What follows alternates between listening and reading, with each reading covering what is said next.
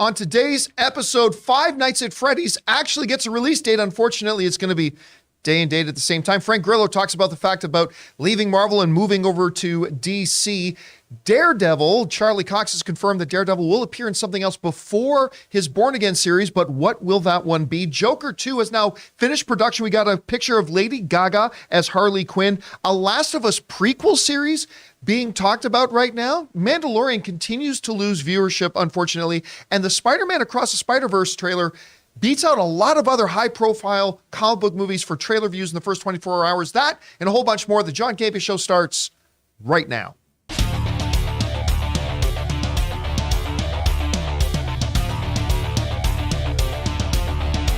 Well, greetings and salutations, everybody. Welcome to the best damn movie-related show on the planet Earth, the John Campea Show, coming from right here on my YouTube channel, brought to you in part by our friends at Mint Mobile. I am, of course, your host, John Campea, and it is an awesome honor and privilege, as it is every day, to have you, our international friends, gather around as we talk about our favorite things in the world, movies, movie news, TV, and streaming, not just giving you opinions, but also information and context so you can form your own better informed opinions. And of course, when you're talking to your buddies about movies, you'll know more than they do.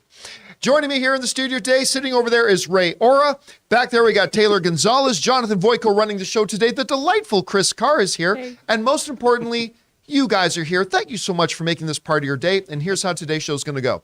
We're going to break it into two parts. The first part of the show, we're going to talk about those predetermined topics. Then in the second part of the show, we're going to take your questions that you guys have been sending in to our tip link at streamelements.com/JohnCampea/tip. You can throw in a question there anytime, 24/7, and we'll get around to it if we deem it appropriate for our show here on the show. All right, guys. With that all down, let's get into our first topic here today, and that one is this. You know, one of the more interesting video game movies that has gone into development in the last little while is Five Nights at Freddy's. I've talked about this before. I have never had a video game remotely scare me or freak me out. Like I don't know if there's a switch in my brain that just understands this is just a game. I mean, right? So never, until I tried playing Five Nights at Freddy's for the first time when I was laying in bed at night, getting ready to go sleep. I said, I'm going to try this Five Nights at Freddy's game. For whatever reason, despite the fact that it's hilarious, it also really legitimately freaked me out. The game just made my blood pressure rise. It was totally tense, whatever. Anyway, then they announced that they were going to be doing a movie version of it. And that was years ago. If I'm not mistaken, Ray, I think we were still over at AMC or Collider when they first started talking about a Five Nights at Freddy's movie. Absolutely, we were there. And I mean, so it's been a while. It has been a while since they were talking about this. But then we got word that, you know, the Henson Company was involved in making it. Things were moving ahead. They've got the movie all up and going. And now we actually have a release date. October 27th of this year is when Five Nights at Freddy's will come out. And I, for one, am very excited about it. Unfortunately, the brain trust over at NBC Universal has made the confoundedly stupid decision to hamstring this movie in advance, and they're going to release it day and date in theaters and on Peacock at the same time. Which they have tried this experiment before, and it's proven that it doesn't work, but I guess they've decided they wanted to try it again. If you're one of the people involved with Five Nights at Freddy and you're bummed out about that, take a little bit of solace in the fact that nobody uses Peacock. I mean, I do. I actually, listen, I don't want to sound like I'm bashing on Peacock. I actually quite enjoy the service. I think it's a very good service, actually, as a matter of fact. But this is a dumb decision, but whatever. Now, to give you guys a little bit of context about, you know, what's gone into making this movie, there are a few things to be concerned about, few things to be excited about. So, number one, the game is really creepy, played by millions and millions and millions of people, and I think the basic premise of it can be really fun if done right. Now, let's look at what's going on here. So it's being directed by Emma Tammy. Now, you probably don't recognize the name because there's only one kind of feature film of note that she's done, which was the 2018 film The Wind, which won some like genre awards and stuff like that. So there's that. Now, where it's been written by gets a little bit iffy. It's written by two people, the screenplay. One by Scott Cawthorn, who is actually one of the main writers behind the games themselves. So they've got him on board, which is great. Now, the other screenwriter on board with that is Seth Cuddeback. I hope I'm pronouncing his name right. And the only feature film that Seth has, I should say, on his resume is a 2014 film called Mateo. 9 years ago. So, I mean, if you look like at a winning combination like The Last of Us, where you had the creator of the game, but not a screenwriter per se, so they paired him up with one of the best in television business right now, and look at the magic that happened. So it kind of looks like maybe they're going for that sort of formula. They got the writer of the game. And look, I'm not saying that because it's being written by people with really little experience that it can't end up being great. Of course it can. I'm just saying that when you look at the lack of experience there, you go, well, I feel a little bit more confident if we saw some, like either the director or one of the writers had a little bit more experience, but that's fine. That's okay. Now, the film's got a really interesting cast. So it's got Elizabeth Leah, who's, from, she's in that show You, that is really hot right now. She was in Gossip Girl for a bit. Josh Hutcherson, who I really like Josh a lot, actually.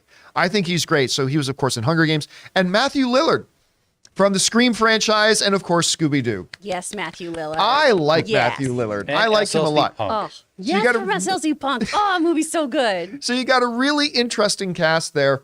But again, to me, the strength of this is just the premise. The premise of the game is kind of brilliant, and I'm like what I see, and it's good to know that we finally got a release date, and it's not too far away, October 27th. Anyway, Chris, you hear about this.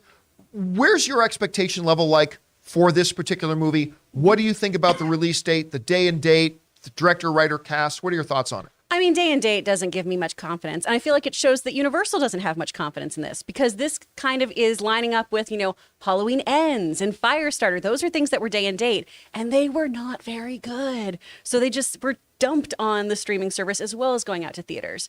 Now, that being said, this has been such a good year for horror. I mean, Taylor, you are just thriving in your genre. Yeah. It's a great time to be you. But people are flocking to theaters to see this, so I feel like it is a really big missed opportunity. And is it going to get many Peacock subscribers? I mean, are people going to run and go up to their television and go, today's the day I download Peacock so I can do this? Today's the day. Game day. Get Peacock. And I say that again, I'm somebody who loves Peacock because I can watch wrestling on it. But I mean, this is a franchise that is just so terrifying, very recognizable. It preys on, I think everyone does have this little fear of when you go to a Chuck E. Cheese or you're around animatronics, there is something so uncanny about them. Is that thing actually looking at me? Yeah, or I feel like it's looking into my soul, and why? And so I think this is such a great opportunity to really just scare the bejesus out of people.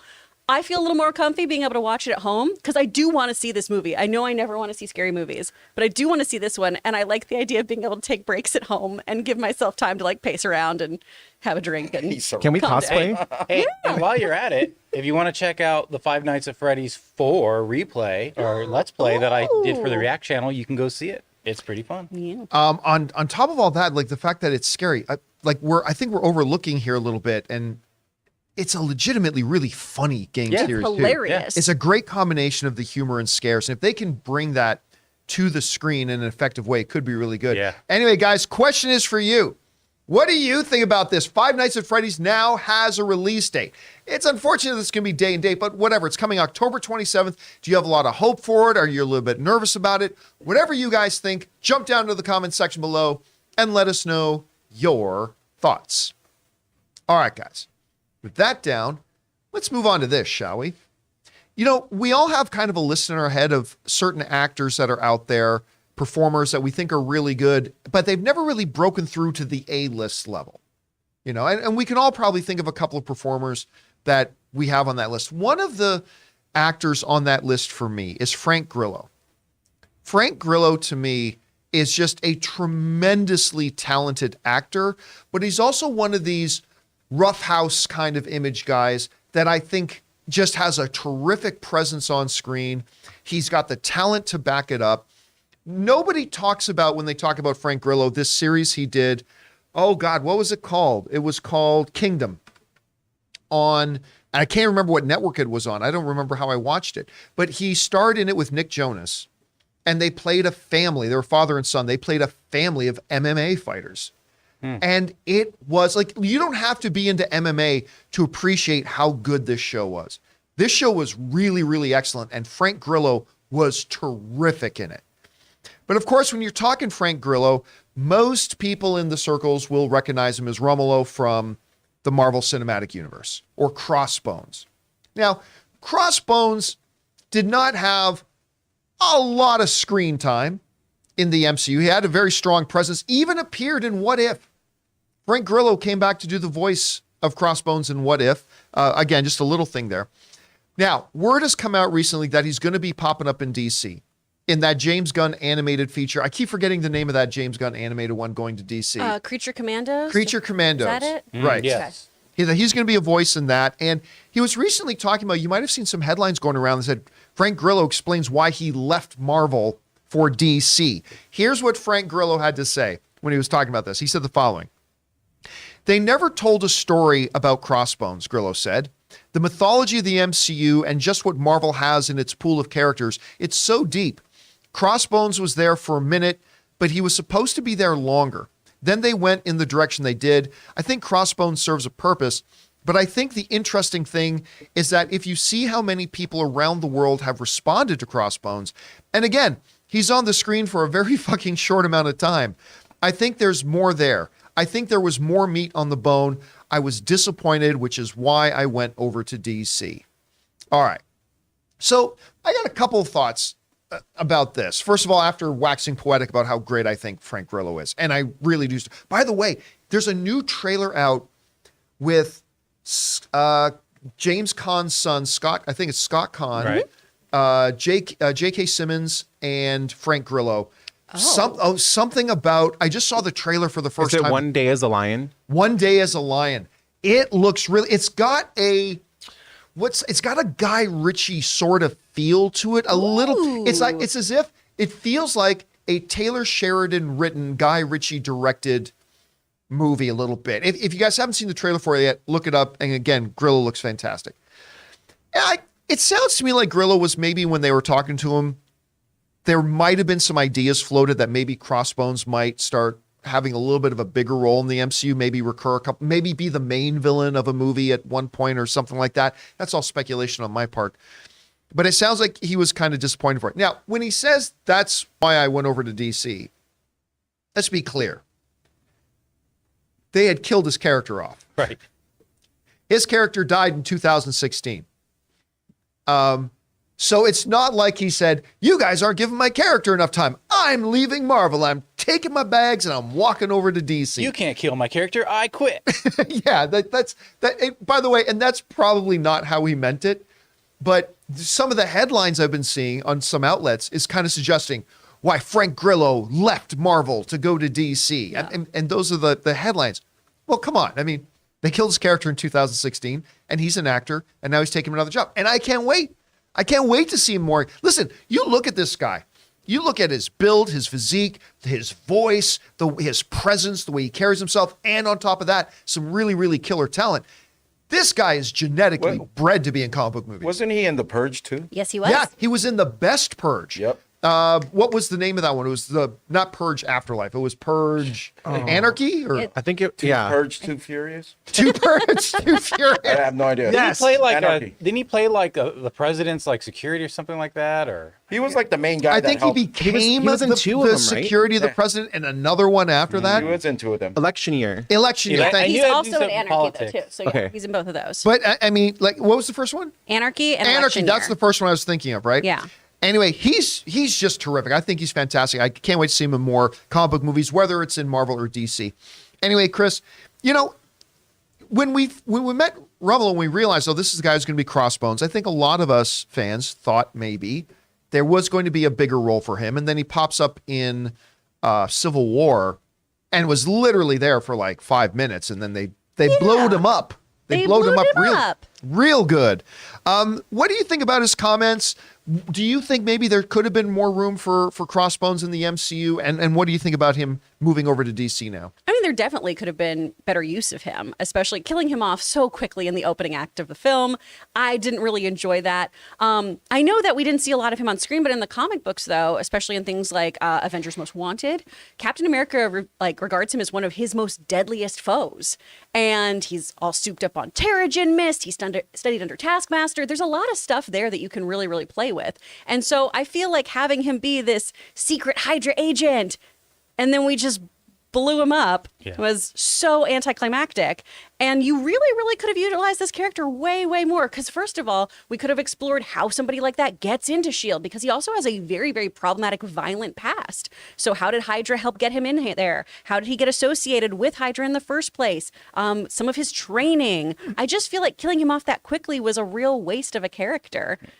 Especially because it was just, oh, hey, he's got a suit now, and oh, Wanda's gonna feel bad. And where they left us with Winter Soldier, they grabbed us like, oh, this is leading into something else, not just like it was the big setup at the end of Winter Soldier, right, with him surviving and all that kind of stuff. Now, I will say though, despite the fact that they just blew him up, you could make the argument that, in that sense, in blowing himself up there, he became one of the most important figures in the MCU because what he did in that one scene became the trigger point that sparked off the events of Civil War. For sure. And which kind of changed the direction of the MCU. But you're right. By giving the little tag at the end of Winter Soldier, he survived for 5 more minutes and then they blew him up. Because if we're going to take a kind of Chekhov's gun approach to this, don't promise me a character's returning only to do that.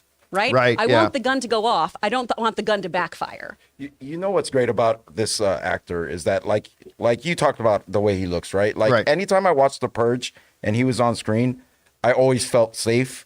I don't know if I always felt safe, like nothing was going to happen. He has that grab. He does have it. And so, he's going to have no problem picking stuff up. Even without Marvel or DC, he'll. Yeah, and you know what? He's one of these actors that I think because Taylor, look it up for me. How old is Frank? But he just seems, the older he gets, he's 57. How old is he? 57. He's 57. 3 years, he's going to be 60. But you know what? The older he gets, the more and more he seems to really inhabit that presence and inhabit that type of role he can play. I'm shocked he hasn't been in a John Wick. Oh God, he would be good in a John Wick film. Mm-hmm. Anyway, guys, question is for you. What do you think about Frank Grillo's comments here? And what do you think about Frank Grillo in general? I think the guy's terrific. Whatever you guys think about this, jump down to the comments section below and let us know your thoughts.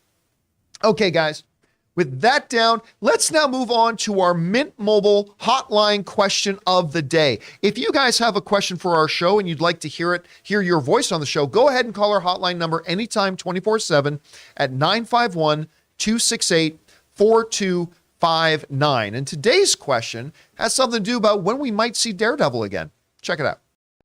Hey guys, my name is Nick from Miami. I just recently went to MegaCon Orlando last weekend. I went to the Daredevil panel. In the panel, Charlie Cox talking about how the transition has been from the Netflix to Disney Plus and things like that. During the panel, he mentioned how there's something else he's filming, but didn't mention what it was. So what do you think is the next appearance we're going to see of Daredevil besides the show? Thanks, everybody. Have a great day. All right. Thanks a lot for calling that in, man. And you know, one of the most exciting developments for a lot of fans in the MCU in the last number of years has been when it became official that Charlie Cox's Daredevil was coming in. Now, whether or not it's the exact same Daredevil as the one in the Netflix series, I don't think it is. It still could be, is yet to be seen. We'll find that out as we move forward. But it got a lot of people excited. Huge pop in Spider-Man, of course. And then people got excited when they found out he was going to be popping up in She-Hulk. And I'll say this, you know, I ended up not liking She-Hulk, but some of my favorite parts of She-Hulk was when Charlie Cox was in it. And listen, the dynamic between him and She-Hulk, I thought were great. I thought the chemistry between Charlie and Tatiana were fantastic. And so the parts of She-Hulk that I did end up liking, and there weren't a lot, had a lot to do with that. Again, the walk of shame shot in She-Hulk seriously is one of the funniest moments in a comic book property, at least on a comic book television show I've ever seen. The walk of shame was just utterly perfect. Anyway, so we've got Born Again coming. And a lot of people excited. It's an 18-episode season, which is great. Not any of the 6-episode BS. Now, maybe it'll be 15-minute episodes. I don't know. We'll find out. Now, there's also been some people kind of humming and hawing a little bit because, you know, we found out Foggy's not going to be there. We found out Karen's not going to be there. We found out Vanessa's been recast. We found out like all this kind of stuff. But still, A lot of people excited. Well, Charlie Cox was recently at MegCon and asked about some stuff, and he mentioned that he's got something else that he's filming. And the implication was that it would be in something that we see him in before we see him in Born Again. Now, it should be pointed out, though, that while I think that's what was implied, I don't believe he specifically said, like clearly outright, plain as day said, this thing I'm shooting right now will 100% be out and available before Daredevil Born Again comes out. But it is what was kind of implied. So what could that thing be that we're going to see Daredevil pop up in before his own series? Well, there's only so many possibilities. Let's take a look at them. Now, down there at the bottom, you see it's not till spring of 2024 right now. That could get bumped, could get moved. But spring of 2024 is when they're talking about Campea. So what is everything that's coming out before then? All right, we got Secret Invasion. That's coming up here quick. I think it's possible. Highly unlikely, though. Highly unlikely. Guardians of the Galaxy 3, no chance. Absolutely no chance. For logistical reasons and tone and style reasons, just no chance he pops up there. Loki season 2, I would say, is not a ridiculous concept. That could be something they could. Again, I would not put my money on that, but it's possible. You got the Marvels. Again, I just don't see any connection whatsoever there. So I would guess not the Marvels. X-Men 97 is animated. Could Charlie Cox do a voice thing at some point? Sure, but it wouldn't be as Daredevil. What If? Absolutely possible. Mm-hmm. Actually, What If is a pretty, out of all the ones we've mentioned so far, Secret Invasion, Guardians, Loki, the Marvels, X-Men, What If I think is probably be the best chances out of those ones we mentioned so far, because, I mean, it's a what if thing. You could do almost whatever. So that's pretty good. Then you get to the one that I think is the most likely, which is Echo. I don't think anybody believes that Daredevil won't appear in Echo. I think it's a pretty much a confirmed thing. The only question on the board, though, is when does Echo come out? Because that's been pretty nebulous. They've moved that around a lot. So it could be sometime in 2023, could be sometime in 2024, could come out well after Daredevil Born Again. So who knows? That's the big question mark you got to put there. Ironheart, again, I see no connection there, so probably not. And Agatha, Coven of Chaos, don't see any reason why he would pop up in that. So I think your two biggest possibilities here, when I look at this list, is What If Season 2 and Echo. And again, Echo's a definite. It's just about whether or not Echo comes out first. So I will say probably Echo. I'm going to go with Echo on this one. Chris, you see this list here. I mean, we know Echo. What do you think are the ones that stand the better chances of us seeing Charlie Cox pop up out of the ones that remain? Well, from that list, definitely Born Again. Well, Definitely going to be in Definitely that gonna be in one. Daredevil. So there's that. But yeah, it's for sure Echo. I mean, a Hollywood Reporter talked about this like a year ago. Taylor just shared that link too. So it's going to be that. We know that they're going to be in there. All depending on when it comes out, whether it comes out before or after Daredevil. I've got a source in production on that is saying that it is a mess. So hopefully they get things working together. And that makes me really, really bummed out because I'm very excited about Echo. And I really, really hope they just get their poop in a group because I want that show to be good. That's gross. It's fine. It's natural, Ray. You talk about your poo all the time. Calm down. All right. But I think What If is a smart one because one, you can play around with the different suits and those variations and everything. And you know, Charlie Cox is one of those actors too who does a really great job jumping from different mediums. So if it's his actual voice in there too, I think he'd do a fantastic job on the voice acting. So I could see him in a What If story. I think that'd be smart. Okay, so two questions I have for you. Well, let's bring up the list for a second. If you had, so you're like me, it's Echo, which is automatic depending on when it comes out. Because if it comes out after Daredevil, then that disqualifies it. What If is another one. Of the remaining ones, though, Secret Invasion, Guardians, Loki, The Marvels, Ironheart, Agatha, if Kevin Feige were to call you and say he is going to be in one of those, which one do you think would be the most likely out of those remaining ones? Secret Invasion. Oh, yeah? Yeah, it's a boots on the ground story, so I could see that happening. That's true. Yeah. But I got to ask you something. Because while I would like very much to be excited about Echo, I am very much not. And unfortunately, the way the writers handled the character in Hawkeye for me made me even less interested. So as somebody who is excited about the project, what is it that you and others who are looking at Echo and feeling excited about, what are the elements of that? What is it for you that's kind of making you excited about it? What are you looking forward to in I it? mean, I love a revenge story. That's true. I'm Yeah. a Count of Monte Cristo girl. Like, give me that story. And so I'm really excited in that aspect of it. And somebody also just willing to take on Kingpin. I love the more people coming after him, the better, I think, right? And so I find that story particularly bringing in a more familial sense to that, right? Of Echo being so nurtured and partially raised by Kingpin, having him betray her family in such a way is such a beautiful cinematic kind of story. That's just classic writing, right? We love a betrayal in movies and television. And I also just love the fighting style that was going to be brought into this too. A lot of axe throwing and things like that. So those things got me really, really pumped. If you are in the LA area, oh my gosh, you need to go to LA Axe, go throw some axes. You feel so cool. It's the best.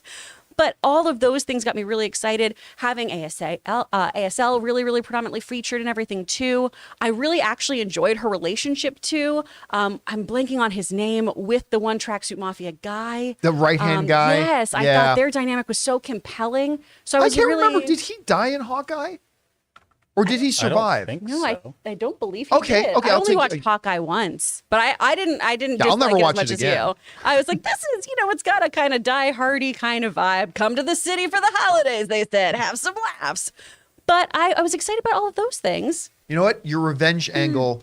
Right. Okay, you know what? Revenge is fun. You just sparked a little bit of interest in me because you're Yes. right. The revenge angle. That's always cool. All right, guys. Question is for you. What do you think about this? Where do you think are the highest probabilities of us seeing Daredevil pop up? He's going to be an Echo, but will Echo even? Well, will it even come out at all? And if it does, will it come out before Daredevil? If it's not that, something else. Whatever you guys think, jump down to the comment section below and let us know your thoughts. All right, guys. With that down, we still have to talk about Joker 2. We got to talk about a potential Last of Us prequel. Mandalorian numbers struggling.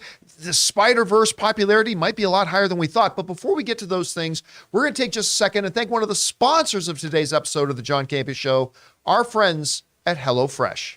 We want to take a second and thank a sponsor of today's video, HelloFresh. With HelloFresh, you get farm-fresh, pre-portioned ingredients and seasonal recipes delivered right to your doorstep. Skip the trips to the grocery store and count on HelloFresh to make home cooking easy, fun, and affordable. And that's why it's America's #1 meal kit. And there's no worries if you're not a pro in the kitchen. HelloFresh's foolproof recipes arrive pre-portioned and easy to prepare in just a few steps. You'll be feeling like Gordon frickin' Ramsay in no time. And guys, look, we're always looking for more ways to save money. HelloFresh is cheaper than grocery shopping and 25% cheaper than takeout. I've told you guys before, Ann and I love using HelloFresh. Not only is it really easy to put together fantastic looking and tasting meals, but it's also a lot of fun, and you get this really great sense of accomplishment when you're looking at this prepared dish that you've made with your own hands. So go to HelloFresh.com/Campea50 and use the code Campea50 for 50% off, plus your first box ships free. That's HelloFresh.com/Campea50 and using the promo code Campea50 for 50% off your first box ships free. HelloFresh, America's #1 meal kit. And thank you to our friends at HelloFresh for sponsoring this episode of the John Campea Show. Remember, guys, when you go and check out and support our sponsors, you're actually supporting us. So if you go down to the description of this video, you'll find links and promo codes for the sponsors of today's show. And thank you again to HelloFresh. All right, guys, with that down, let's move on to our next topic here. And that one is this. You know, when they announced a Joker standalone Elseworlds kind of movie, I was ridiculously excited because I had been and continue to this day was crying and whining about why does every effing comic book thing have to be in a shared cinematic universe? Remember when they made comic book movies that were just stories about unique heroes that were unique in their world that they lived in? Remember standalone movies? Some of the greatest films of all time are standalone movies. And the comic books themselves do standalone stories. Why can't comic book movies? It's not either or, it's both and. Why can't we have a great cinematic universe and why can't we have some standalone stories? Anyway, they announced Joker and Joaquin Phoenix. And a lot of people, I mean, they'll deny it today, but I remember a lot of people This is stupid. Nobody cares about a Joker movie without Batman. You can't have it without Batman. Then nobody's going to care. Blah, blah, blah, blah, blah. I was super excited about it because it was finally a comic book company doing a movie that was going to be a standalone, isolated thing. I thought it was great. And sure enough, the movie did terrific. Now, they've got a sequel coming out that was something we never thought they would do. But when that movie makes $1 billion, you think about making a sequel. And then they really rocked the boat when they announced that Lady Gaga was going to be coming in to play Harley Quinn. Well, we often talk about the tangibilization of stuff. Well, here's it. The movie's now shot. It's done. Now, it still has post-production to go through and all that kind of stuff, but Todd Phillips got on social media to announce that the photography of the film is now wrapped. And it's in the can. And also, they released a very interesting image that I don't know if others have seen it so far, but I have not, which is Lady Gaga as Harley Quinn. And I don't know about you. I mean, this is not the same kind of image we would have in our heads of, like, say, Margot Robbie's Harley Quinn or of the animated show's Harley Quinn. But I'll tell you what, I look at this image, I think this is very disturbing. I find this, and it's the eyes. I think it's the eyes for me. This is a tremendously disturbing. Those eyes. It's the eyes, man. That looks disturbing. Now, I still don't know how I feel about Lady Gaga. I really still don't. And I myself have been on an interesting journey because for a while I did not know what I thought of her as a singer. And I'm still not 100% sure. While I've really liked her in the two things I've seen, Star is Born, and most recently, the Giuseppes. House of Gucci. Yes. You think as an Italian, I would remember the name. The Giuseppes is good. Meet the Giuseppes. Meet the That's the Giuseppes. new There we series go. I'm going to launch on Peacock. Starring Ben Stiller. From Ben Stiller. Meet the Giuseppes. Anyway, so, and I always just thought she was like a, she's a pop singer, nothing real. And I changed my mind on Lady Gaga when I'll never forget this. It was the Academy Awards. And they said, now coming out to pay tribute to The Sound of Music. And that, what was the song she sang? They called, which one was it? Didn't she do like a medley, like a 12-minute medley? Of The Sound of Music stuff? Yeah. I can't remember exactly which one it was, but they say Lady Gaga. And I'm like, oh my God, this is going to be painful. Holy shit. She went out there and belted. And I'm like, I am never going to doubt her as a singer again. Like, oh my God, she was incredible. And then when she was going to be in A Star is Born, I thought, come on, a pop star, because 99% of the time, 90% of the time, it does not work out well. But I mean, she got if I'm not mistaken, she got an Oscar nomination for that. And then she was in House of Gucci. And listen, think what you want about House of Gucci. I know some people really like it. Some people really don't. I think there are people in this room who really like it and people in this room who really don't. Yep. But House of Panucci. she was great. I thought she was great. I thought Adam Driver was great. I don't care what anybody says. I thought Jared Leto was great. I wish they all thought they were in the same movie. That would be That could have been sweet. Yes, that could have made it a little bit different. So seeing her pop up in this is, to me, this image again, just going back to this thing, this looks absolutely great. And I am dying now, knowing the tone of the first Joker movie and seeing this image and kind of envisioning what we could get out of her here is pretty cool. But listen, make no mistake about it. This movie has big clown shoes to fill. Because You're going to say big clown shoes energy. this guy's got big clown shoes energy. This movie has a lot to live up to. Because we often talk about how great Joker movie. Yeah, but let's remember how much success it had. Check this out. The movie made $1.07 billion at the box office. The Joker is a $1 billion club movie. That's something Doctor Strange and the Multiverse of Madness couldn't do. That's something a Thor movie couldn't do. That's something a Dwayne The Rock Johnson Black Adam movie couldn't do. That's something. Obviously. That's. I don't even think Morbius. We'll check the figures. But I think Morbius. No, let's not go beat it. crazy. Look, come on, that's unfair to compare it to Morbius. I'm sure Morbius beat it, but it won 2 Academy Awards, including the first time ever Best Actor went to a comic book movie with Joaquin Phoenix, and it also won Best Music, which is great. But lest people forget, it had as many Academy Award nominations as Lord of the Rings Return of the King did.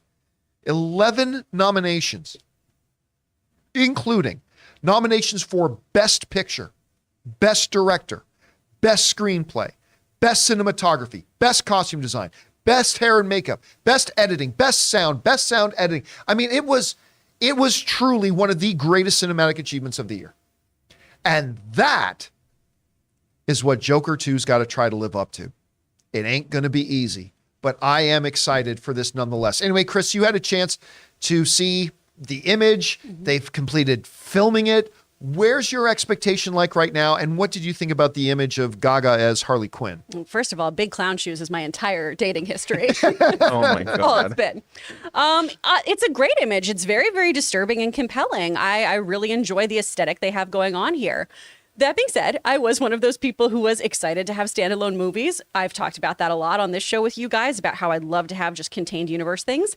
Joker wasn't it for me. So much so, if you're a longtime fan of this show, you know I retconned the ending in my brain. Was like, thank God he dies at the end. And everyone in the room was like, no, Chris. No, he doesn't. Because this was a movie I needed to see once. And I went, oh, never again. I know who this kind of person is. I'm good. So I'm not particularly jazzed about this one. I'm sure other people are very, very excited. It has a big following. It did great numbers the first time. Lady Gaga is a tremendous performer. She's a great singer. She does incredible work live. She was so good on American Horror Story. She was incredible in A Star is Born. I am not a big fan of her in House of Gucci. And I got more and more turned off the more I'd listened to her talk about her approach in that film, of just some of her acting tactics and things. And, you know, that was part of just because I was going at the time to all those SAG nomination screenings and everything. And by the way, I love this image too. This image it's a great one. Like, these stills are really great and compelling.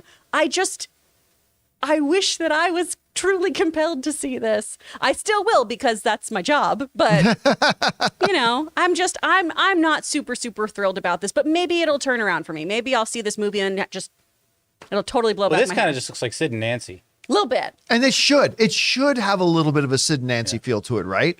Like the way they've approached it. Like, oh God, all the images. I've just loved the images we've been seeing coming out of this. And God, I'm excited for it. I am really excited for it. I remember the first time I saw it, I went to advanced screening and I had a bunch of passes for it with me. So I took Aaron and I took Rob and I took Aaron's husband, Tom, came along, and Ann came with us. And I remember we just all came out really buzzed about it. But hey, listen, it's also a movie that is very, very different from, it's also, sorry, getting text messages from my wife who's on jury duty today. She's telling me all about the case. How many people did they kill? No, she's not. So it's a movie that is very different from what people traditionally expect from Joker, right? It's very, very different. It's also very heavy. It's also disturbing, and it's not a movie that is for everybody. And we saw that when the first one came out, right? Like, so, like, Chris, you're not alone. I mean, No. It's not a film that worked for everybody. But guys, the question is for you. What do you think about this? I mean, they have now finished shooting the Joker 2 Fall de Zoos, Azoo. You think somebody who took like 7 years of French, I would know how to say it better. House of Fanucci. That's a brand new one they're doing. What do you think about the images that we've been seeing coming out of it too? How much are you looking forward to the movie, or maybe you're not looking forward to it at all? Whatever you guys think, jump down to the comment section below and leave your thoughts there. All right. With that down, let's move on to this, shall we? Maybe the best show that's been on television in the past year was, unfortunately for me, not Rings of Power. I don't even think House of the Dragon, which I love House of the Dragon. I think the best show that's been on TV this year has probably been The Last of Us. This is a show that came out, broke the video game translation curse. It is truly spectacular television. Forget the fact that it was based on a video game. It just in and of itself is spectacular television, and had tremendous success for HBO. And everybody's now clamoring and waiting for season 2 and wondering what they're going to do with season 2 and how they're going to change it from the game and all this kind of stuff. And it's made Pedro Pascal, who was already big, to truly being a global phenomenon. And if you have not seen his Saturday Night Live episode that he hosted. You really, really must. It's pretty fantastic. Anyway, one of the actresses in the series who I thought was fantastic, Melanie Lynskey, I think that's how you pronounce her last name, who's also in Yellow Jackets, by the way, killer in Yellow Jackets. She is apparently, according to a report here for Variety, she's kind of been pitching the idea of a prequel series about Kathleen. Now listen, I love the Kathleen character. I just love this whole idea. I'm a big fan in movies and TV shows that examine what pain will do to people. Some of my favorite movies and stuff like that are things that have that theme about what pain will do even to very good people. And that one episode of The Last of Us, when she's talking to her right-hand guy and explaining the stuff about her brother and how she turned into a monster. She turned into a monster, this wonderful, apparent, caring, loving person turned into a monster because of pain. And pain will change a lot of people, everybody. It changes us all. And she went into this whole thing about the heartbreak, about what she had to endure, and they took her brother and the loss of her brother and all that kind of stuff. And her entire image of what was good in the world shattered, and it turned her into a monster. Well, she's talking about a little bit about maybe wanting to re-examine that, and how does she become that, which is interesting. This comes to us from the article in Variety. They write the following. Melanie Lynskey wants to return to The Last of Us. Only problem is, as fans of the HBO series know, her ruthless resistance group leader character Kathleen was killed off at the end of the first season. By the way, killed off in a really beautiful, beautiful way. If they wanted to go back and do an origin story, I would be there for it, Lynskey said. The story of how this woman got into this crazy position would be really interesting. Lynskey admits that she knew nothing about the Last of Us video game before she was approached about the project. I've never played a video game, she says. My thumbs don't work that way. I didn't even play Atari. I was reading books. I was reading D.H. Lawrence when I was a child. She jokes it was her husband, Jason Ritter, who convinced her to take the part. He said, you have to do it, no questions asked. I was like, but I'm tired. He was like, I don't care. Tired. Tired. He was like, I don't care. That sounds like a husband who's played the video game, finding out their wife has a chance of being in The Last of Us thing. I don't care. You go do it. Listen, again, I am not much one normally for, we can bring me back up the screen now. I'm not much one normally for going backwards in storytelling. Not that there isn't any prequel material out there that I didn't really like. There is some, but generally speaking, I'm more interested in what stories go forward, not about stories going backwards. But again, because one of my favorite thematic elements in stories is an examination of how pain can change people. Her story is one that could kind of fascinate me. And even just the whole idea about how they overthrew Fedra, about how this ragtag group of citizens rose up and overthrew Fedra and maybe replaced them with being something even worse. It's interesting to me, and I love the character. And I forgot, yeah, Jason is John Ritter's son. Yeah. John, boy, he's looking more and more like his dad every day, isn't he? Anyway, Chris, you hear about this. Would you have any interest? I mean, obviously anything with the term Last of Us is going to garner some interest.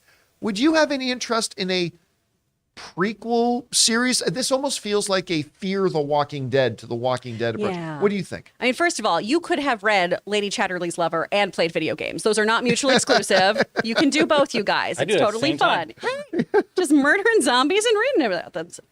But I do think that this is kind of a weird idea, just because the character was so polarizing. And first of all, to everyone who's saying, oh gosh, I hated her so much. If you hated her actions, that was the point. That was the whole reason that you wanted to not agree with her. Oddly enough, I just hated how snide she was. Oh, see, I loved it. I loved her deliveries of, no, and I don't die every day. but I don't mean like the performance was great. Yeah. I just mean like if someone's that snide to me, I'm like, oh yeah, like, absolutely. Her performance was great. She does such a good job, but yeah, you're like, oh, I can't wait for you to die. But I feel like because we all came to that conclusion, we're not really going to sign up for the prequel of that. While that journey is super, super interesting, I love that. I love learning why somebody becomes monstrous. I think that's fascinating. I don't think it's going to garner the views in a series like we would want. Now, maybe if we think of it in like video game content, right? Maybe if this is DLC, maybe this is a quick, fun, downloadable thing, a short of sorts or something like that, I would watch that. I would find that very, very compelling. I just don't see us, inking out like 8 episodes about that. You know what? While I think I would be down to see it because of the theme, I don't think it's something that will ever happen. I mean, there's just too much they could do with this world right now that I don't think that's the direction they're going to go. So I agree with you on that. Guys, question is for you. What do you think about this? The proposition of a Kathleen prequel series. I think there's a very interesting story there to tell. I'm just kind of wanting the story to go forward. But I don't know. What do you guys think about it? Jump down to the comment section below and leave your thoughts there. All right, guys. With that down, let's move on to this, shall we? On the heels of what was probably the worst episode of Mandalorian that they have aired so far, and I say this as a big fan of the show, seasons 1, season 2, love them. I'm a little on the fence about this season. They've had some stuff that's been really, really great.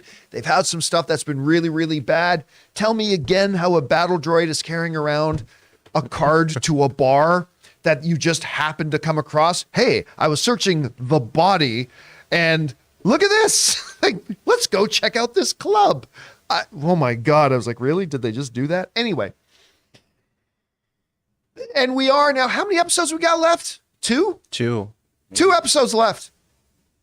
They finally introduced the story at the end of the episode 5. Let's retake Mandalore.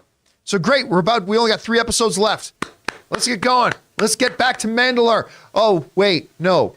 First, we're going to go visit Lizzo and do some robot murder investigation.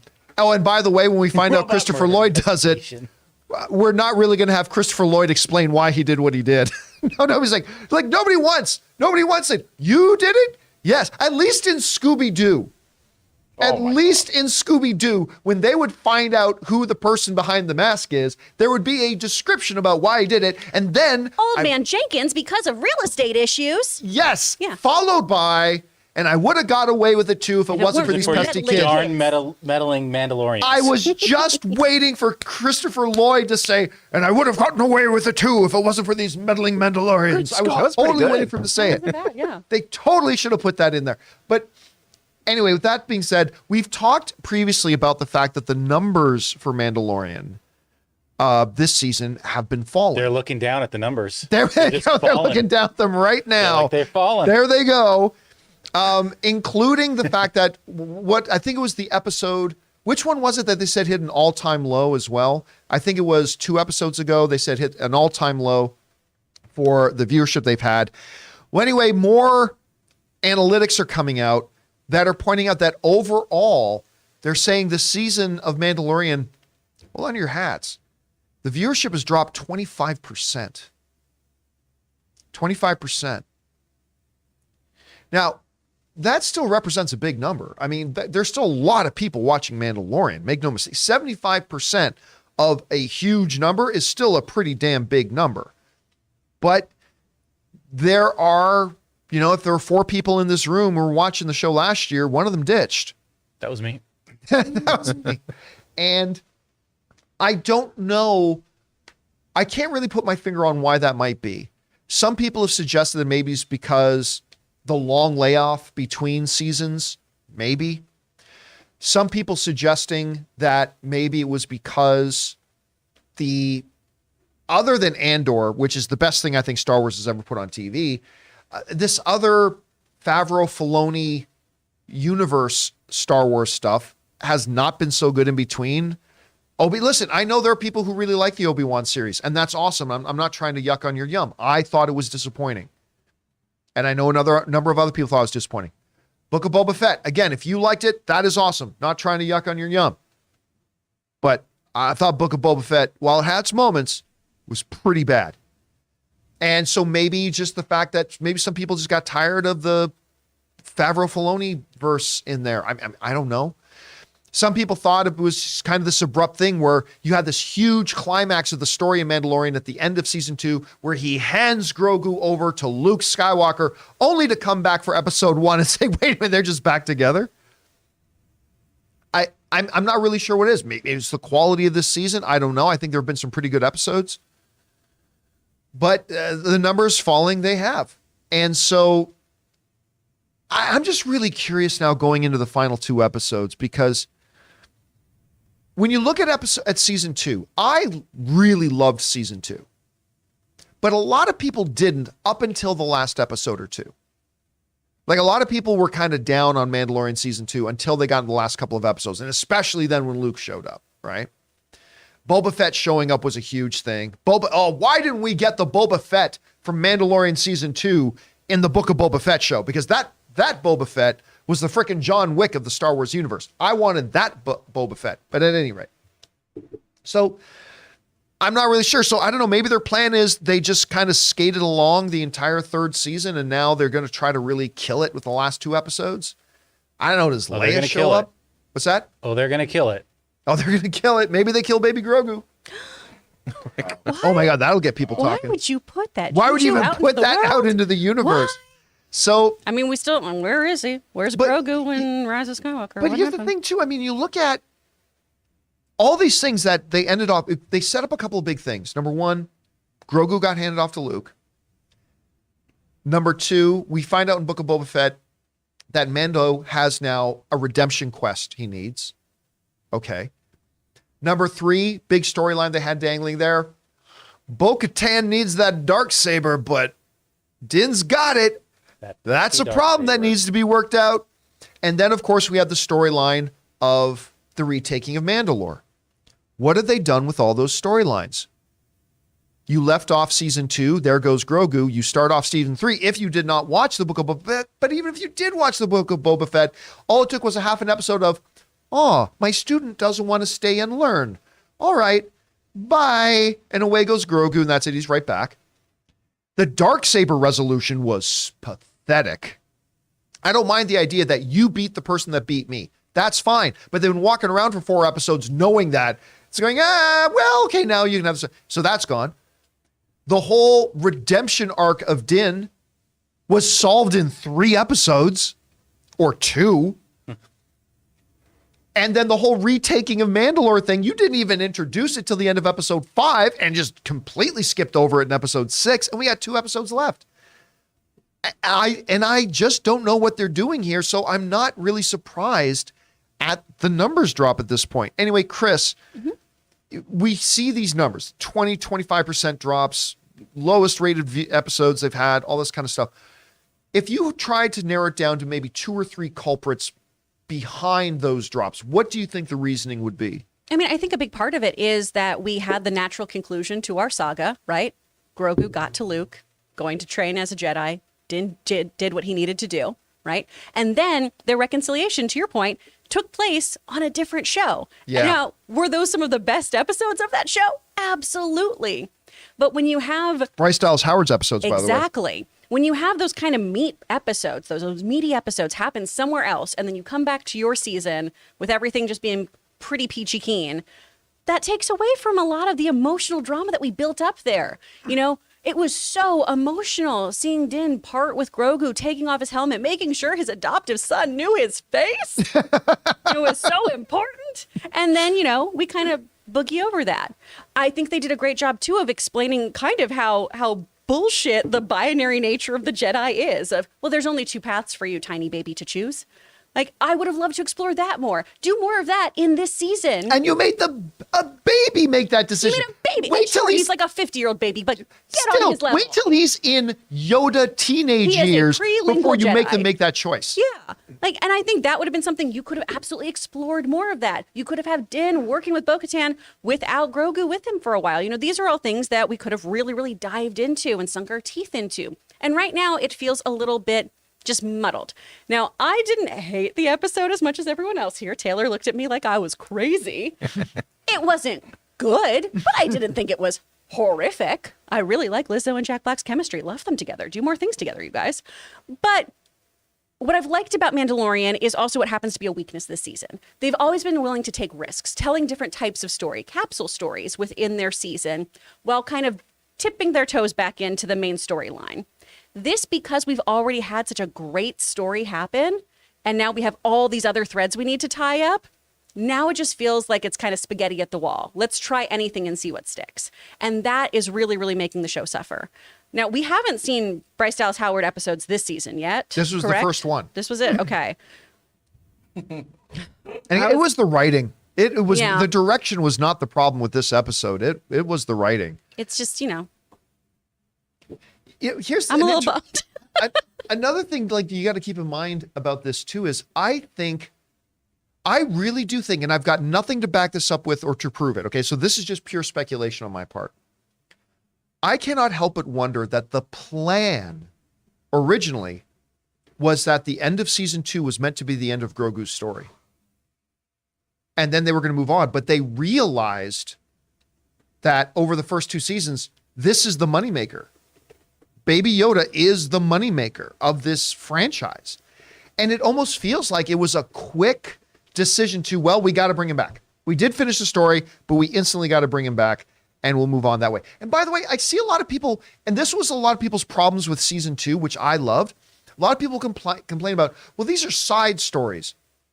That is the classic pattern of like old Westerns. The gunslinger wanders into a new town. Yeah. Every week, a new problem. You know what did it great? Supernatural did a great job of this. Yes. Supernatural, where like every episode was an isolated side story, but there was always things in that episode that progressed the overall story, right?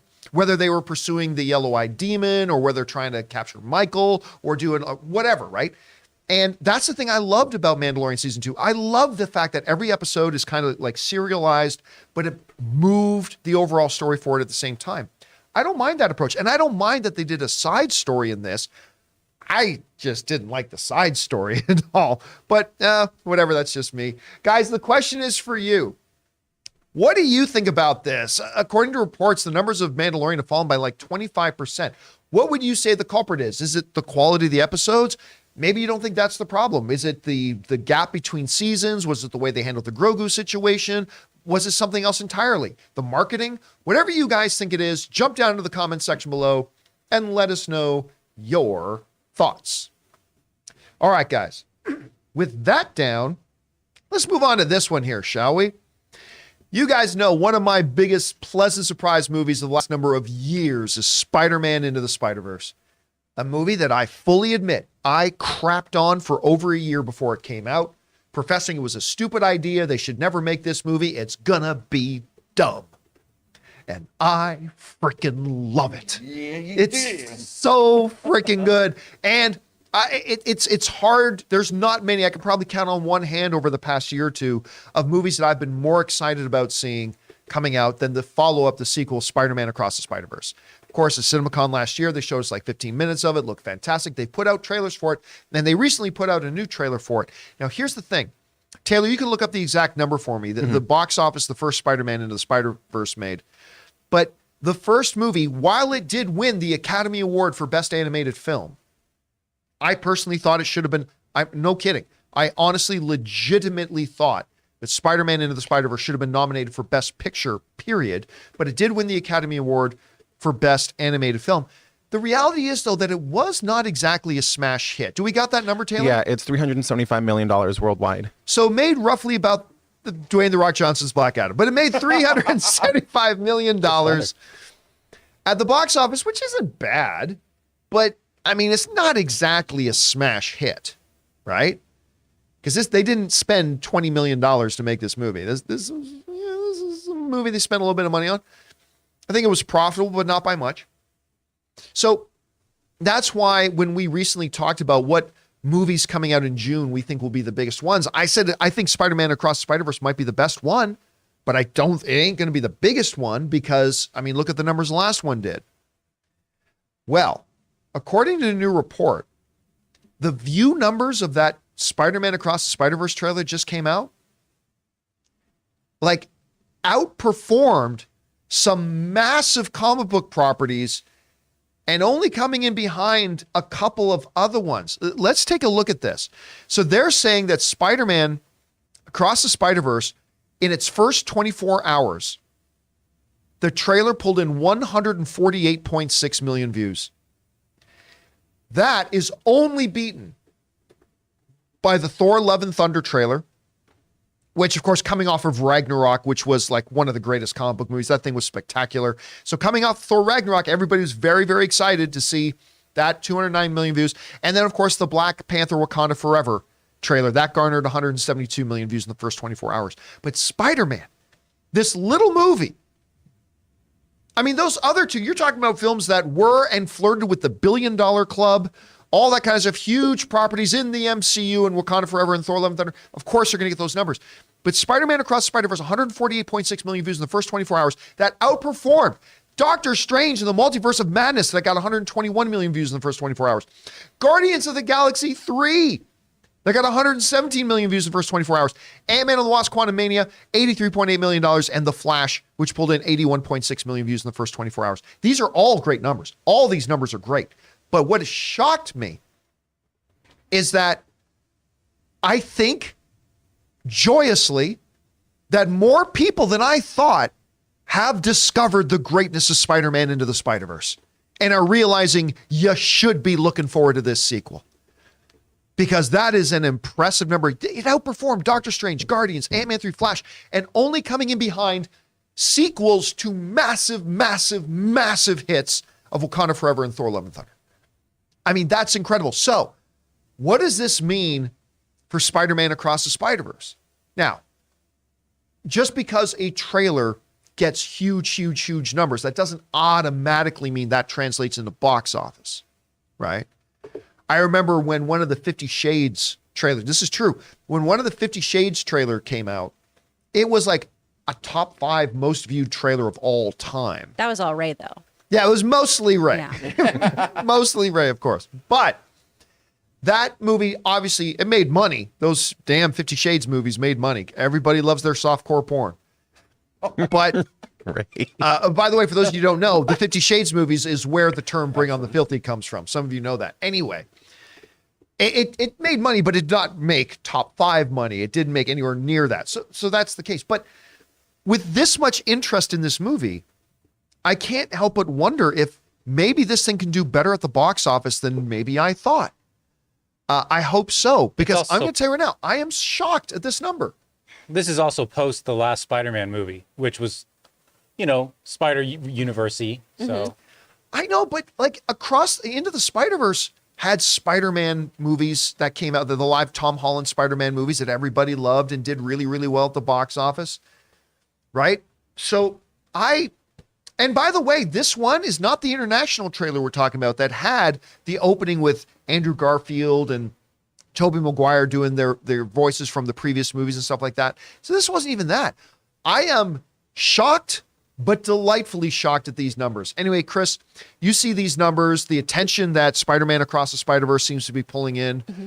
What do you attribute that to? What do you think about this? It being fucking awesome. Oh, I'm so sorry. Clutch your pearls. She swore.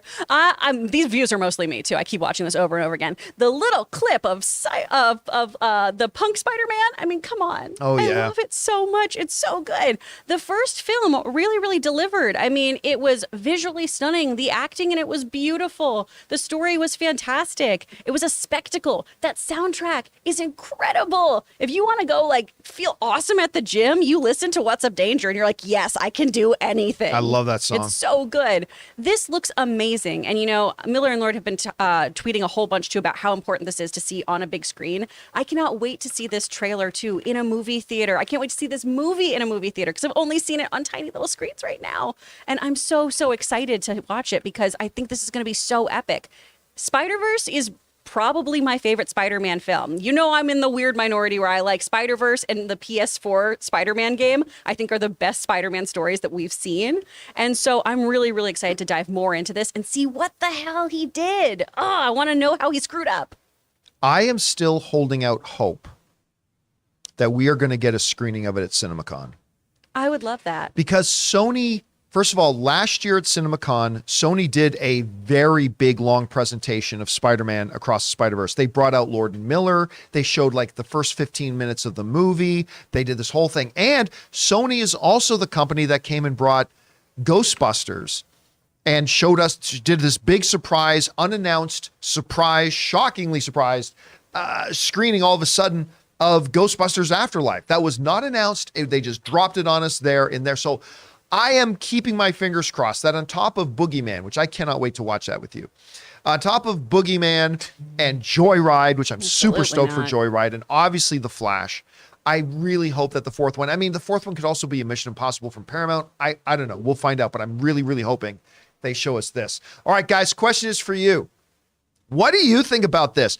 Spider-Man Across the Spider-Verse. The first movie did not do great, and yet the interest in this thing's trailer outdid the interest that was in Doctor Strange 2, Guardians 3, Ant-Man 3, Flash, and up there with the likes of Wakanda Forever and Thor Love and Thunder. What do you think about this? Do you think this maybe indicates that there are a lot more people interested in this than they were in the first one the first time around? Do you think this will have a reflection in the box office? Maybe yes, maybe no. Whatever you guys think, jump down into the comment section below and let us know your thoughts. All right, guys. With all that down, we're now going to move on and take your questions that you guys have been firing in to our tip link. Remember, once again, you don't have to wait for the show to be live. You can fire in questions anytime, 24/7. Middle of the night, you have a thought in your head you want to send in? Go ahead and do it. Send them into streamelements.com/JohnCampea/tip. Now, before we get to those, though, we're going to take another moment here and thank another sponsor of today's show, Ryan Reynolds' own Mint Mobile. We want to take a second to thank a sponsor of this video, Mint Mobile. If saving more and spending less is one of your top goals for 2023, why are you still paying insane amounts of money every month for your phone bill? Switching to Mint Mobile is the easiest way to save this year. As the first company to sell premium wireless service online only, Mint Mobile lets you order from home and save a ton with phone plans starting at just $15 a month. You guys know I made the switch over to Mint Mobile a while ago. The process couldn't have been easier, and I can't believe that I am spending less than a third of what I was spending on one of the other major carriers before. By going online only and eliminating the traditional costs of retail, Mint Mobile passes the significant savings on to you. All plans come with unlimited talk, text, and high-speed data delivered on the nation's largest 5G network. Use your own phone with any Mint Mobile plan and switch easily in minutes with eSIM. To get your new wireless plan for just $15 a month and get the plan shipped to your door free, go to mintmobile.com/Campea. That's mintmobile.com/Campea. Cut your wireless bill to $15 a month at mintmobile.com/Campea. And thank you to our friends at Mint Mobile for being my mobile service provider and sponsoring this episode of the John Campea Show. All right, guys. Now, Jonathan, you mentioned you had something there that was kind of neat. It was kind of interesting. I got a notification popped up on the screen here 7 years ago today. This shot of us over at AMC. You mentioned Dennis had this posted up there? Yeah, Dennis had taken the selfie. There's me there, Schnepp. You can see Ray and Christian in the back, Mark Riley, all the folks. I thought that was kind of cool. 7 years ago. 7 years ago, that was at the studio, the AMC studio over in Burbank. Little flash from the past. Oh, there you go. Schnepp in there. All right. Guys, with all that down, let's get over to your questions you guys have sent in. So, Chris, what do we got? From Murray Reich. After a great episode last week, I was so disappointed in this week's episode of Mando. It was so meh. We're now one episode away from the finale, and I feel like the season just started. We don't know where this is all heading to. Again, I'm okay with like side quest movies as long as within those side quests you are progressing the story. And I just feel like with this whole, you wrapped up Din's redemption arc real quick out of nowhere. We didn't even really start this. We're going to retake Mandalore till the end of episode 5. And now we're going to droid nightclubs. And we got 2 episodes left. Listen, last year, they really brought it home with the final 2 episodes. They really brought it home. And I have every bit of faith in Jon Favreau that they'll be able to do the same again here. At least I hope so. Because they did it before, they could do it again. We'll find out. All right, what's next? From Colin Z. I'm leaving for London on Wednesday for Star Wars Celebration. I hope Lucasfilm announces great projects. Regardless, looking forward to having a good time with my fellow Star Wars fans. I am very excited to see what projects they will announce that will then 4 months later be canceled. That's exciting. Ooh, it's always exciting. John, there's creative differences you have to take into account. You have to take creative differences into account. Yeah. Yeah. I listen, I hope you have a great, first of all, just the fact that you get to go to London is fantastic. I have never been to London. Really? I love London. Never been, and I want to go so badly. Yeah, I want to go it. so bad. Great. Oh, I've heard nothing but great, fantastic things about it. I want to go so badly. But yeah, it's just too bad that that's the state of Lucasfilm right now. That it doesn't matter what they could come out and say. They can come out and say anything.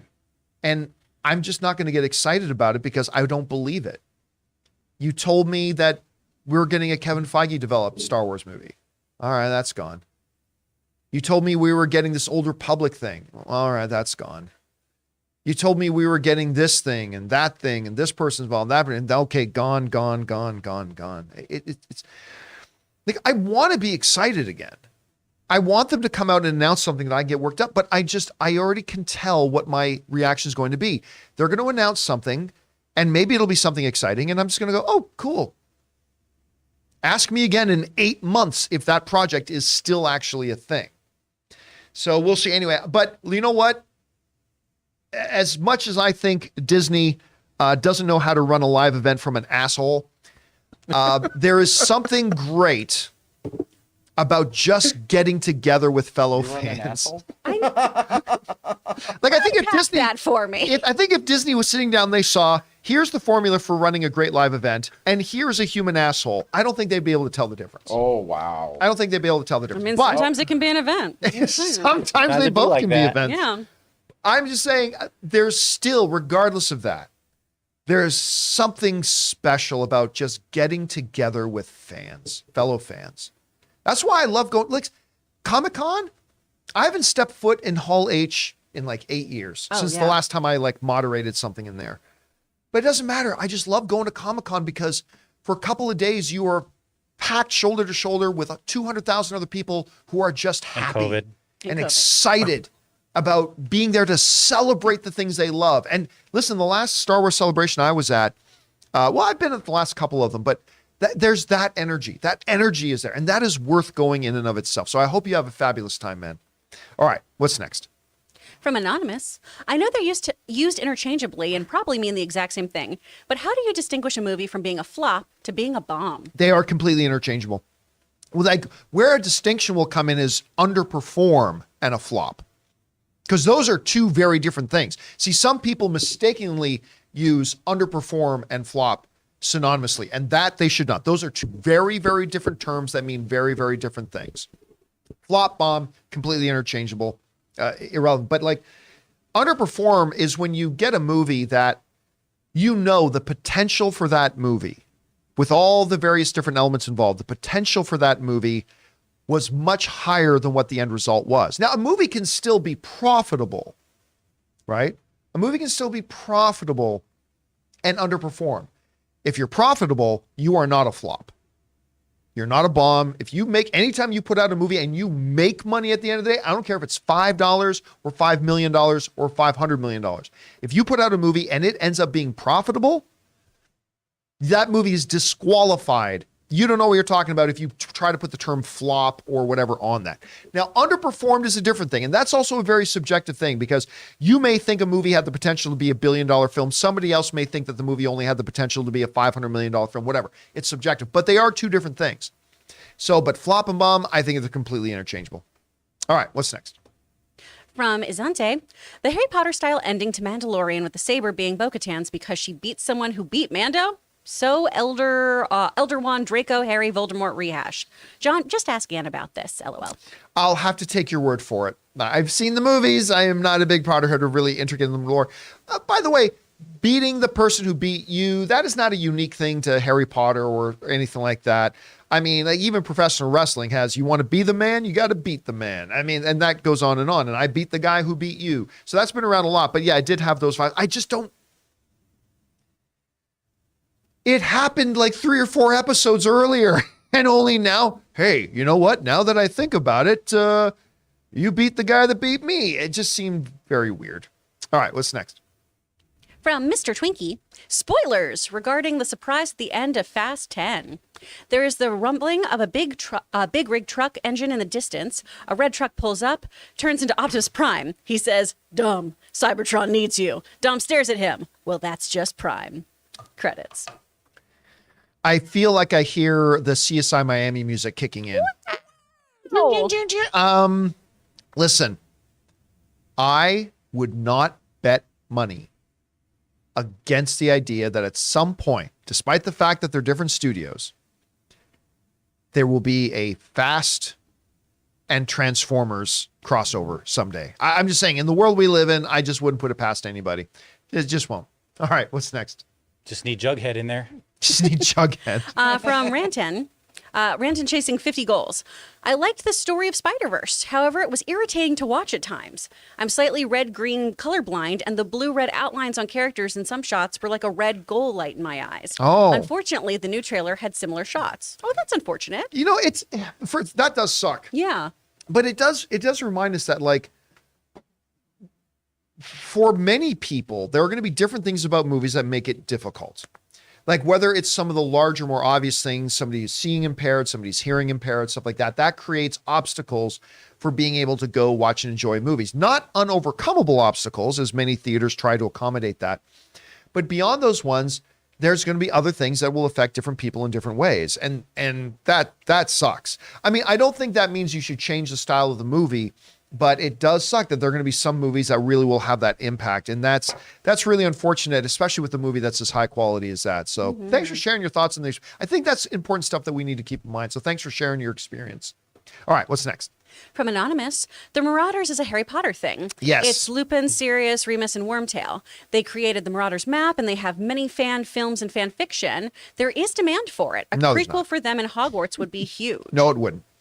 I think it would for people for millennials who read the books. I feel like they'd be into that. For 10% of the audience that is not even the full 100% of I mean, I don't know. So what happened, just so those you don't know the context of the question, somebody wrote in the other day about WB doesn't listen to its fans. The fans want Marauders. And I'm like, well, wait a minute. Marauders is a Marvel thing, not a DC thing or a Warner Brothers thing. Somebody wrote to me, a friend of mine texted me after that and mentioned, I think they were probably talking about the Marauders in the Harry Potter thing. Mm-hmm. I guarantee you this. Most people don't know who the Marauders are. I am absolutely sure within the core fandom of the Harry Potter stuff, there probably is within that segment, there is also another segment that is that. But again, listen, I am a casual fan. Most people who saw the movies are casual fans. Same as with comic book movies, same as with Star Wars movies, right? The hardcore are the minority on whether it's Star Wars, Marvel, DC, Harry Potter. And then the most of us are casual fans that just really enjoy it. I have never once, this is the first time I've ever heard anybody mention that they need to do a Marauders standalone thing. I'm just telling you as one person. I literally did that this week, John. I mean, yes, but this context is the first time I've ever heard anybody even mention it or bring it up. Now, you will say, but John, you're not in the hardcore circles. Well, yeah, but that's my point. I'm not in the hardcore circles. I'm in the circles that represents the bigger majority of the people who go to these movies. And I've never heard one person mention it once. And what we as fans do, and I've been guilty of it, and you've been guilty of it, and everybody's been guilty of this. What we as film fans sometimes do, and we're all guilty of, is like, well, me and my 5 buddies want this. Therefore, we are the fans. So the original question that they sent in yesterday was, WB doesn't listen to the fans because the fans want a Marauders thing. It's like, no. There is a segment of the fans that want it, but you do not represent, and I do not represent, no one person or one group of people represents the fans. And again, all I can tell you is that as somebody who just interacts daily with like thousands of film fans of the more casual nature, I've not once heard anybody mention that they want a Marauders thing. I'm sure there are people who do. You seem to be one of them. What do you think about that? Well, that was one of the things that I was saying. If we did revisit Harry Potter, either moving forward with the Harry Potter cast as adults, living their lives, doing their wizarding bureaucratic jobs, or going back to that time with Sirius and everybody. Because those, I think, are things you can still mine. The moving forward in time making the most sense because we really haven't had those stories told. There's just kind of a few little threads in Cursed Child, which is not great. I never hear anybody tell, I don't think I've ever had anybody tell me they loved Cursed Child. I haven't seen it. I read it. I read the play and then went, oh, no, this is not for me. But also, I mean, I know too, I come from this as somebody who's like, I'm not a huge J.K. Rowling fan. And so I'm kind of over it. And I know a lot of people are still super into this world. The game, a lot of people really, really enjoy. So, there's certainly a market for it. It's just, the suggestions I have are like, I guess you could do this if you really want to. I think my issues with it is the big bad was Voldemort. Yeah.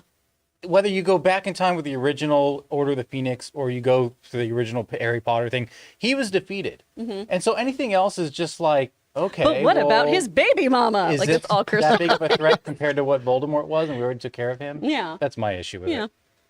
All right, what's next? All right. From Ethan Holgate.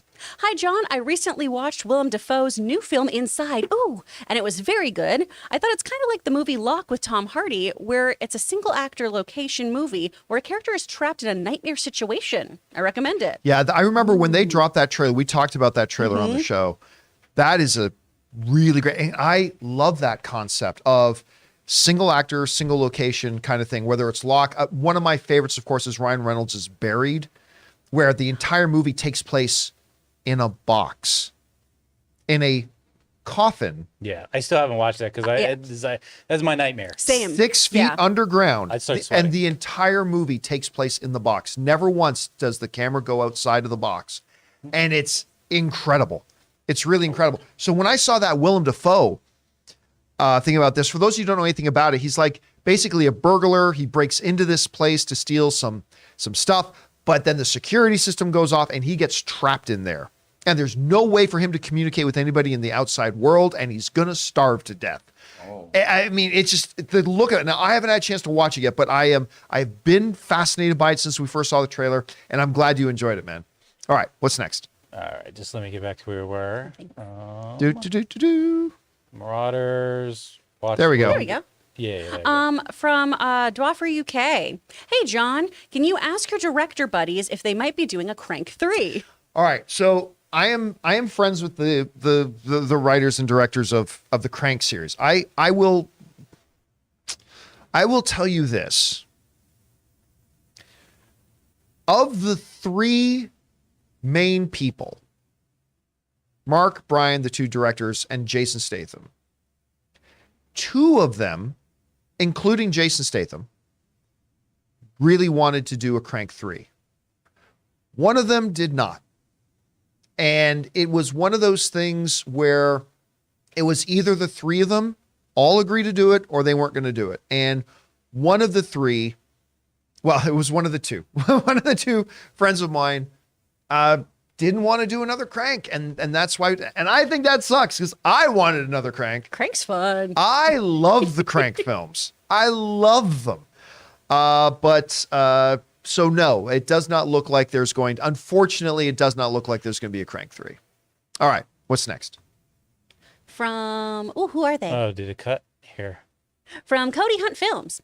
The Mandalorian has been like these since day one. So many episodes are a side quest. Its structure begs itself to be a film, and then they just find ways to stretch out the story to meet the episode requirements. That's why its structure feels so off. No, I disagree. Again, that is the very nature of Mandalorian. Mandalorian has always been meant to have that feel of the classic old Western gunslinger hero, right? Where, you wander in a new town and there's a different story to be held. That is not a weakness of the show. To me, that is a strength of the show. When you can do that and progress your overarching story at the same time. But that's what Mandalorian, I think, was always meant to be in its inception. About the lone gunslinger, wolf and cub, wandering into a town and there's a different problem that needs to be solved. That is not a weakness of this series. I think it is one of the strengths of the series, as long as you're doing that while keeping your eye on the overarching story. Mm-hmm. And I feel like in previous seasons, they've done that. And in this, it has not felt like that. It's felt like there are these big storylines they set up that are suddenly resolved. It feels like there was supposed to be this big overarching story and they keep ignoring it or getting to it way too late. So again, I don't think that's the issue because that to me has worked great in the first 2 seasons. It's just, I don't know, they haven't done it right this season so far. We'll see what happens in the final 2 episodes. They got 2 more episodes to save it. I still believe they can save it. I still think they can. 2 more episodes. I think, too, if we're going to follow the side quest kind of comparison from a video game standpoint, sometimes they're super fun and you're having a great time. And other times, you're really, really grinding and you're leveling up to a level that just makes no sense for the story anymore of you're being so overpowered. And that's kind of what it feels like right now is, no, just go do the main quest. You're fine. You got this. Let's just go do that. All right. What's next? From Amin. One of two. That Mando episode was some of the worst Star Wars I've seen. Almost as bad as the Vespa episode. Felt like something out of Thor: Love and Thunder. I honestly can't understand how the Dr. Pershing episode and this one are from the same show. How did Favreau and co. go from creating 2 fantastic seasons of television to now 2 back-to-back projects that have completely disappointed? And that's putting it lightly. Book of Boba Fett and now this season. What's gone wrong? Star Wars is in such a weird spot right now. I mean, look, I think there's something you need to keep in mind too. One of the biggest, weirdest, frustrating things about us as film fans, and again, we've all been guilty of it, me too, is we often fall into this mindset that making great stories is easy. It's just easy. Oh, just make a story about a bounty hunter. It's easy. No, making good content is monumentally difficult. And I think, even Jon Favreau will have bad days at the office. Everybody does. The greatest of all time, Steven Spielberg, has bad days at the office. Everybody does. But yeah, I mean, this particular season does feel rather chaotic. Favreau mentioned that, and I love Jon Favreau. Favreau mentioned that he's already got season 4 of Book of Boba Fett already written. He says that's done. And a part of me can't help but wonder if maybe he should have spent a little more time working on season 3. Maybe season 3 would have been the better thing for him to do. Bring this up for a second. I remember the first time I had a chance to meet Jon Favreau, which, I guess our thing isn't working. It's just coming up. Anyway. Yeah, there he is. I still remember, this was, I think, the second time I got to meet him. Anyway, the first time I had a chance to talk with Favreau, one of the things that he was talking about, because we were talking about Iron Man in particular, and we were talking about being a cinematic universe was developing, stuff like that. And one of the things that Favreau told me was that the most important thing when you're trying to get into something like creating these shared universes where this is going to have big overarching storylines. And this was, in the formation of the MCU and everything. But one of the things he was telling me is that as a storyteller, you got to keep your eyes on the story you're telling right now. You got to keep your eyes on the story you're telling right now. And I 100% agree with them. I think that is true of the Marvel Cinematic Universe, but I also think it's true of Star Wars. And I can't help but feel a little bit like maybe Jon Favreau has taken his eye a little bit off of the story he's got in front of him right now, and maybe is thinking too much about Ahsoka and this and that in season 4 of the. Again, that's just me speculating. That's purely just me speculating. But when he said the important thing is keep your eyes on the story you're telling right now, I completely agree with him, and I can't help but wonder if maybe he needs to remind himself of that a little bit. Anyway, that's just my thought.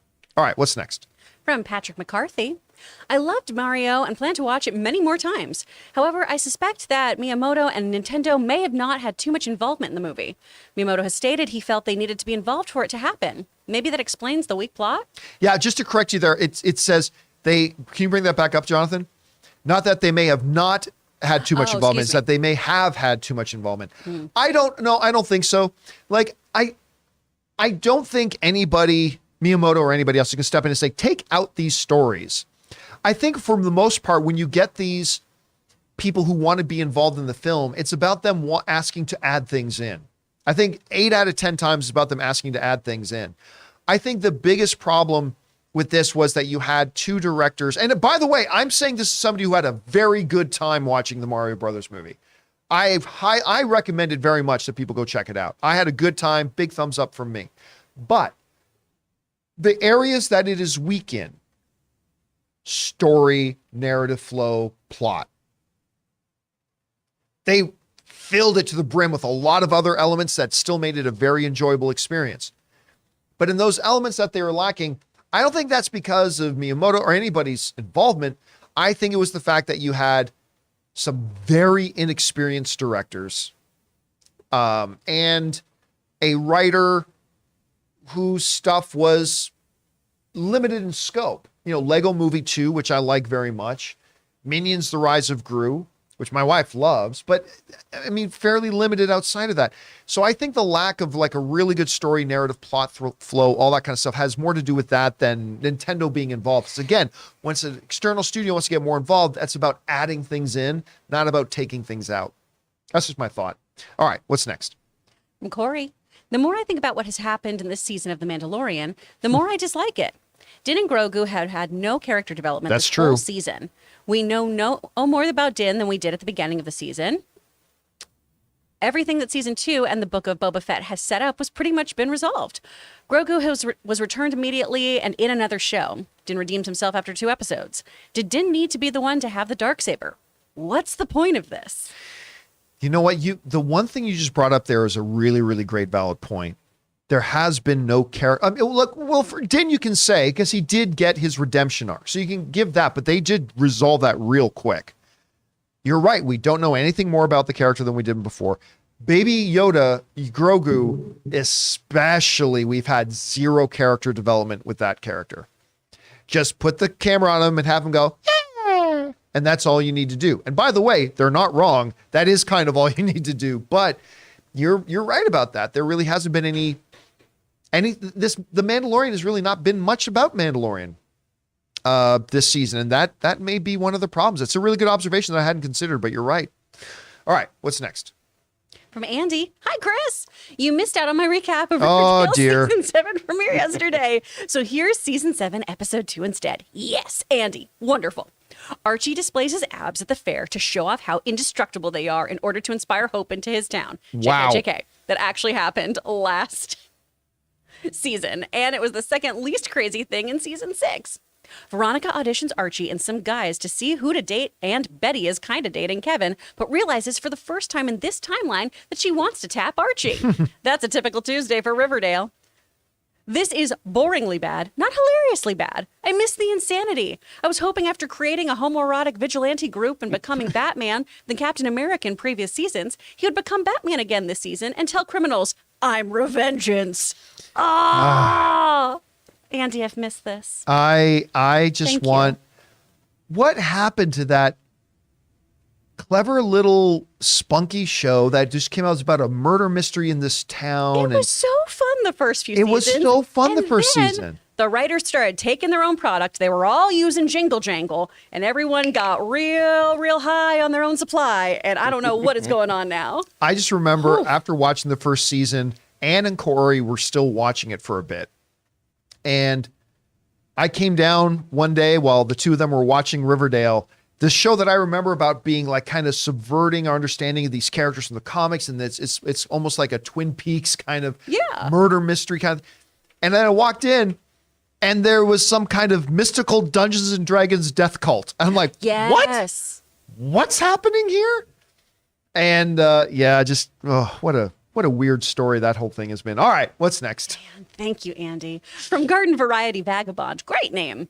R.I.P. to Norman Reynolds, production designer of 2 of the greatest films ever made, Star Wars and Raiders of the Lost Ark. Yep, won Academy Awards. A buddy of mine who's been on this show before, our buddy Spencer, who is a member of IATSE, and he's a production designer himself. I wish I was able to have him on to talk about this. Like, he'd been retired for many years, but when you look at the influence he's done and the things, especially in the era that he was able to do the stuff that he did, it was really incredible and impressive. So I'm glad you brought that up. Thanks for that. All right, what's next? From Anonymous. Hey, John and crew. Yesterday I got a chance to see Mario Brothers and Air. Mario Brothers was fun, I thought, but Air gave me Moneyball vibes, and I thought all the performances in Air were top notch. It's definitely top movie of the year for me so far. Ooh. So Ann and I had tickets to go see Air yesterday. Unfortunately, she forgot she double booked with a friend that she hadn't seen in a while. I'm like, no, you keep that. And I didn't want to see it without her. So I ended up not seeing Air either, which is crazy because I'm a big Ben Affleck guy. I think the trailers for this look absolutely incredible. And it's the kind of story that is right up my alley that I really want to see. So I am dying to see it. I love hearing from you guys telling me that you did see it and that you really enjoyed it. And I'm hearing from a number of people. We were just talking about our friend Scott Mance actually thinks it's the best movie of the year so far. Dang. So I am very, very excited to see this. Hopefully I'll get a chance to see it this weekend. All right, what's next? Jeez, there we go. Look at all those heroes. From Casey Mack. Hey, John and crew. One last thing I needed to say. I was wondering, besides The Flash, have you heard the other 2 screenings announced for CinemaCon? Disney and 20th Century Fox will be screening The Boogeyman, and Lionsgate will be screening Joyride. Yay! Yeah, we have talked about that on the show. And I believe, again, there's no confirmation of this. This is just me, my speculation. I believe there is going to be one more. Now, I think the 2 biggest chances, and there may not be any other, but I believe there's going to be one more. And I think the most likely of those is Paramount showing us Mission Impossible. Because again, they had huge success bringing and showing Top Gun Maverick at CinemaCon. They had huge success with that. And Tom Cruise is a very big CinemaCon guy. So I think there's a good chance that they show us Mission Impossible. Again, that's just me speculating. The other one, I think, is Spider-Man Into the Spider-Verse. Again, because we were just talking about that previously, about the fact that they have done a lot with the Spider-Verse stuff at CinemaCon. Sony has a track record of dropping last-second big surprise screenings at it.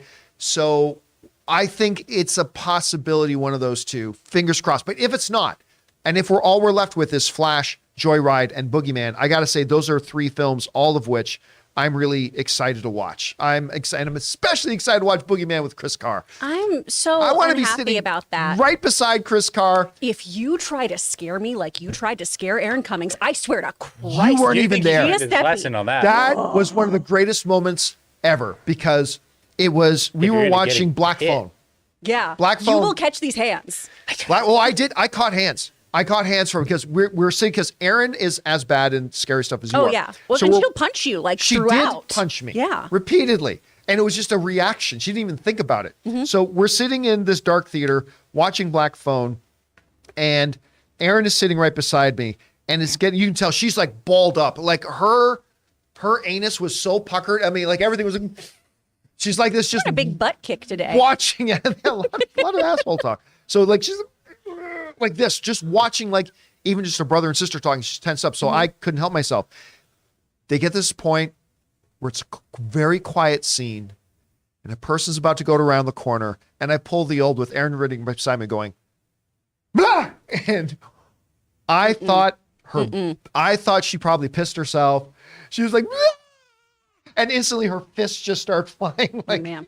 no, but I promise, I 100% promise you That he will do that to you. I will not do that to you. Okay. I 100% Thank promise. you. Because I honestly, like Aaron threw hands. Mm-hmm. I think you might be carrying weapons. Probably. I think there might be some sort I of box 3 times a 2-inch week. blade in your kill a man. pocket. I just have a feeling I'm risking bodily harm. So Yeah. that will not happen. I appreciate Promise. you. Now, whether or not Ray does or Rob does, I cannot promise. No. But I can Ray just would guarantee never. you, Obviously. I will not. Ray is a sweet We're gonna angel have to do baby that who to will be wait for that. sleeping. Yeah, I will 100% not. Maybe Ann will be the jerk. Maybe Ann will do that to you. No, not I don't know, because Campea. Ann's coming this year. Yeah. I'm very And she's excited. lovely. She won't do that to you. And don't do that, please. All right, what's next? Okay. From Dildar the Glorious. Hey, John and crew. I recently got my own place back in September to get away from my abusive older sister. Oh, that sucks. Oh my gosh, I'm so glad you got out of there. To get away from her, and watching you guys has helped make the process easier. Waiting for the right time to say thank you for it, and had me love movies even more. Oh, listen, it's always good to get yourself out of a bad situation. That's always good, whether it's family or not. And you know what? I have seen many family situations where people getting out of the same house together in the long term makes their relationship better. I've seen many examples of that with families and stuff like that over the years. So this might be something that actually helps improve your relationship with your sister. Hopefully it does. But again, it's the magic of movies, man. The magic of movies and the communities that talk about them. It's just too many of us just write off the movies as just being a quick escape. It's so much more than that. And I've talked about that ad nauseum, but the fact that movies and being a part of a community that does that along with you, I think is really cool and really special. And I'm glad you shared that with us. So thanks for that, man. All right.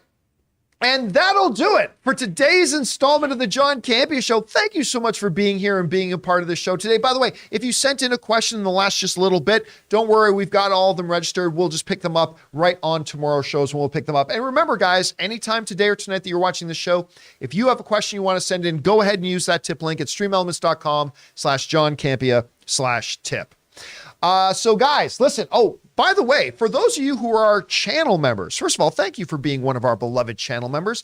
A little bit later today at 3 p.m. Los Angeles time, we will be doing a channel member town hall. So if you are a channel member, come on by and join us for that town hall a little bit later today at 3 o'clock. All right. So for everybody in the room, Ray Ora, Taylor Gonzalez running the show, Jonathan Voico, the delightful Chris Carr, just counting down the days to watching Boogeyman. No. My name's John Campea, and until next time, my friends, bye-bye.